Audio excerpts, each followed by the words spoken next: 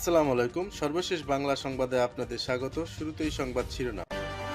শেখ হাসিনার বিরুদ্ধে করা মামলার রায় নির্ধারণ করবে ভারতের পরবর্তী পদক্ষেপ কী হতে যাচ্ছে। দেশব্যাপী ছাত্র জনতার উত্তাল আন্দোলনের মুখে গত ৫ আগস্ট তখনকার প্রধানমন্ত্রী শেখ হাসিনা প্রতিবেশী দেশ ভারতে পালিয়ে যেতে বাধ্য হন। শেখ হাসিনা ও তার বোন শেখ রেহানাকে বহনকারী বাংলাদেশ বিমান বাহিনীর একটি বিশেষ উড়োজাহাজ রাজধানীর নয়াদিল্লির কাছে গাজিয়াবাদের হিন্ডন বিমান ঘাঁটিতে অবতরণ করে। সেই সন্ধ্যায় ওই বিমান ঘাঁটিতে তাদেরকে স্বাগত জানান ভারতের জাতীয় নিরাপত্তা উপদেষ্টা আজিজ ডোজাল।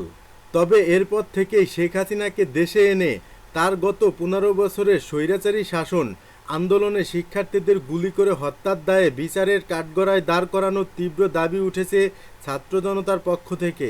ভারত ও বাংলাদেশের মধ্যে বন্দি বিনিময় বিষয়ক প্রত্যর্পণযোগ্য অপরাধের মামলায় অভিযুক্ত বা ফেরারি আসামি এবং বন্দীদের একে অপরের কাছে হস্তান্তর বা বিনিময় করার জন্য একটি চুক্তি আছে। ২০১৩ সালে দ্বিপাক্ষিক চুক্তিটি সই হয়, কিন্তু ভারতে অবস্থানরত বাংলাদেশের সদ্য সাবেক প্রধানমন্ত্রী শেখ হাসিনার বিরুদ্ধে নিজ দেশে একের পর এক মামলা হলেও ওই চুক্তির আওতায় তাকে ফেরানো যাবে সেই সম্ভাবনা কার্যকরত নেই বলেই মনে করছেন দিল্লির পর্যবেক্ষক ও বিশেষজ্ঞরা।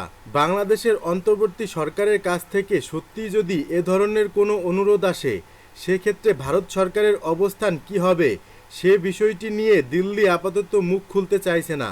ভারতের পররাষ্ট্র মন্ত্রণালয়ের মুখপাত্র বলেন, যদি প্রত্যর্পণের কথা বলেন তাহলে সেটা তো পুরোপুরি কাল্পনিক একটা প্রশ্ন।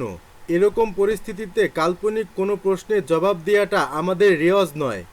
আপাতত নির্দিষ্ট জবাব এড়িয়ে গেলেও ঢাকার কাছ থেকে এই ধরনের অনুরোধ যে আগামী দিনে আসতে পারে সেই সম্ভাবনা কিন্তু দিল্লি নাকচ করছে না। পাশাপাশি বাংলাদেশে অন্তর্বর্তী সরকারের শীর্ষ মহল থেকেও আভাস পাওয়া যাচ্ছে এই সম্ভাবনাটা হয়তো খুব বেশি দিন আর কাল্পনিক থাকবে না। যেমন বাংলাদেশের বর্তমান পররাষ্ট্র উপদেষ্টা এম তৌহিদ হোসেন বার্তা সংস্থা রয়টার্সকে দেয়া এক বিজ্ঞপ্তিতে বলেছেন, শেখ হাসিনার বিরুদ্ধে যেসব মামলা দায়ের করা হচ্ছে তার ভিত্তিতে স্বরাষ্ট্র ও আইন মন্ত্রণালয় সিদ্ধান্ত নেবে ভারতকে এই প্রত্যর্পণের অনুরোধ জানানো হবে কিনা। সেক্ষেত্রে দুই দেশের মধ্যকার চুক্তি অনুযায়ী তাকে বাংলাদেশে ফিরিয়ে দেওয়ার প্রয়োজন হবে। তবে বাস্তবতা হলো, ওই চুক্তির আওতায় যদি প্রত্যর্পণের অনুরোধ জানানো হয় তাহলেও সেই অনুরোধ রক্ষা করার কাজটা যে সহজ হবে না সেটা ঢাকারও জানা থাকা উচিত। কারণ ওই চুক্তিতে এমন কতগুলো বিধান বা শর্ত আছে যে কোনোটাকেও ব্যবহার করে ভারত এই অনুরোধ প্রত্যাখ্যান করতে পারে। নানা আইনি জটিলতা বা মারপ্যাচ দেখিয়েও সেই অনুরোধ ফেলে রাখতে পারে দিনের পর দিন। সবচেয়ে বড় কথা হচ্ছে, শেখ হাসিনার দল আওয়ামী লীগ বিগত প্রায় ৫০ বছর ধরে ভারতের সবচেয়ে আস্থাভাজন ও বিশ্বস্ত বন্ধুদের একজন। ফলে তাকে বিচারের জন্য বা দণ্ডিত হলে শাস্তি ভোগের জন্য বাংলাদেশের হাতে ভারত তুলে দেবে, বাস্তবে এই সম্ভাবনা কার্যত নেই বলেই চলে। এই পদক্ষেপের জন্য হাজারটা যুক্তি বের করাও কোনো কঠিন কাজ নয়। আর ইতিমধ্যে শেখ হাসিনা যদি তৃতীয় কোনো দেশে গিয়ে আশ্রয় নেন তাহলে ভারতকে আর কোনো অস্বস্তিতেই পড়তে হবে না। এই কারণেই আপাতত প্রশ্নটিকে কাল্পনিক বলে ভারত জবাব এড়িয়ে যাচ্ছে। তবে প্রত্যর্পণের অনুরোধ সত্যি হলে কোনো কোনো যুক্তিতে তা ঝুলিয়ে রাখা বা নাকচ করা সম্ভব। এই প্রতিবেদনে সেটাই দেখা হয়েছে। বাংলাদেশ এবং ভারতের মধ্যে ২০১৩ সালে স্বাক্ষরিত প্রত্যর্পণ চুক্তিতে একটি গুরুত্বপূর্ণ ধারা আছে, আর সেটা হলো, যার হস্তান্তরের জন্য অনুরোধ জানানো হচ্ছে তার বিরুদ্ধে অভিযোগটা যদি রাজনৈতিক প্রকৃতির হয় তাহলে সেই অনুরোধ খারিজ করা যাবে। তবে কোনো কোনো অপরাধের অভিযোগকে রাজনৈতিক বলা যাবে না, সেই তালিকাও বেশ লম্বা।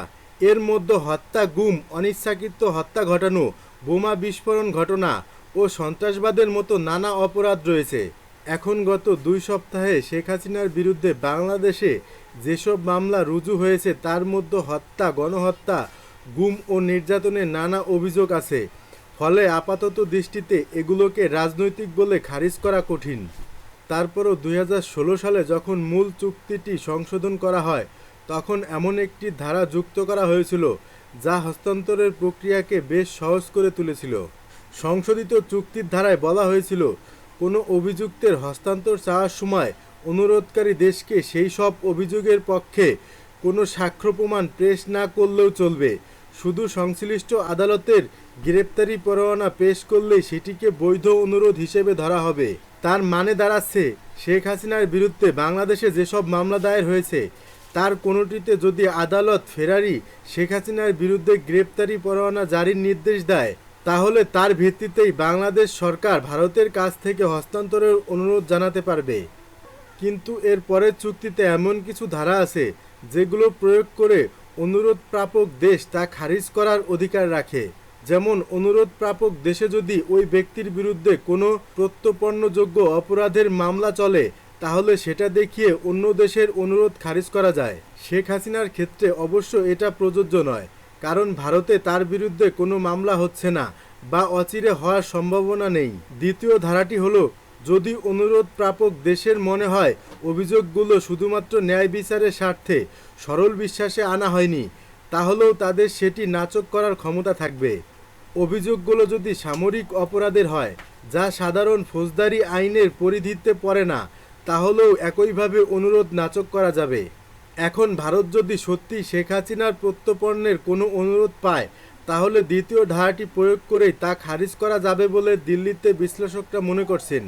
সোজা কথা, এইসব ঘটনার দৃষ্টান্ত দিয়ে ভারত অনায়াসেই বলতে পারবে শেখ হাসিনা বাংলাদেশে সঠিক ও সুষ্ঠু বিচার পাবেন বলে তারা মনে করছে না এবং সে কারণেই তাকে হস্তান্তর করা সম্ভব নয়। অর্থাৎ অভিযোগগুলো শুধু ন্যায় বিচারের স্বার্থে সরল বিশ্বাসে আনা হয়নি। এই ধারাটি ব্যবহার করে তখন প্রত্যর্পণের অনুরোধ নাকচ করা যাবে বলে দিল্লিতে অনেক পর্যবেক্ষকের